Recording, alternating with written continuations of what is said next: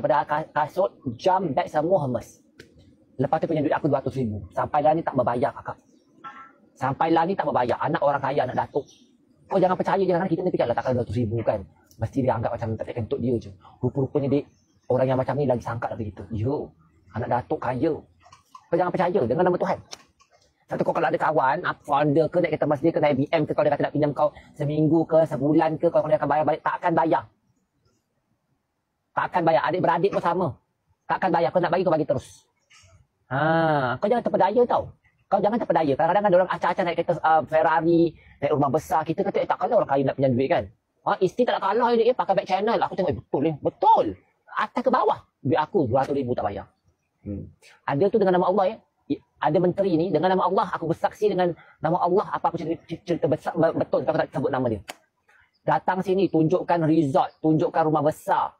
Penuh rumahnya arak. Penuh arak.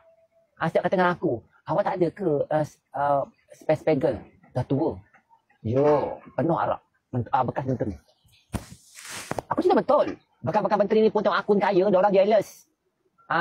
Bekas-bekas menteri ni jealous ni. Kita pula boleh ada rumah besar macam ni Ada kereta mewah, tak kena tangkap. Penjara jealous lah. Yang aku ni buat live, buat kerja. Sebab tu kalau kau jumpa orang, tak kisahlah bekas menteri ke, datuk ke, Tan Sri ke, jangan percaya. Itu semua drama duniawi. Dia cakap lah, duit saya ni sekarang ni tak boleh keluar lagi, saya ada masalah personal. Nanti kalau awak bagi saya pinjam duit, 5 juta, saya tambah 7 juta. 6 bulan je, free. Kau jangan percaya. Kalau pura-pura dah perempuan susah jumpa kau, cari kita buat lakunan sikit. Senang. Aisyah ni tak ada duit. Nak beli susu anak je.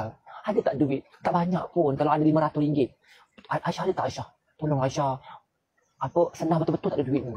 Nanti kalau abang dah gaji, senang bagi Aisyah balik. Boleh tak? Yang kita ni pula kesian. Bagi. Bagi dik. Besok lusa dik, dia keluar. Besok tak esok lusa. Kita ingat anak dia susah sangat. Sangka sangat. Esok lusa dia keluar kereta baru dik. Yo, dah lah keluar kereta baru. Order pula barang kemas baru. Dia pula pinjam duit kita. Pinjam duit kita pula 500 pun lihat nak bayar. Bila minta makan tak kak. Sebab tu kalau ada orang mulut manis nak minta utang, jangan kau bagi. Minta duit, tak ada duit. Ingat ya, aku ada kawan gara-gara dia berhutang dengan aku. Dia hutang dengan aku dalam lebih kurang dalam 100,000 je. Aku pun bagi. Lepas tu dia janji nak bayar dengan aku 3 bulan. Tak agreement nak bagi dia 200,000. Lepas tu tak nak bagi, kawan dah 10 tahun. Putus kawan. Aku memang laknat orang-orang macam tu. Aku cakap kalau orang berhutang, Pak Ustaz ke, Pak Haji ke, Tan Sri ke, jangan kau bagi. Kalau orang jenis hutang ni, jenis meminjam duit takkan bagi ya. Orang jenis hutang kalau ada 1,000,000 orang yang nak pulangkan duit seorang je. Sebab tu aku kalau tak ada duit, aku gadai barang kemas. Aku ni kalau tak ada duit, aku gadai apa tau?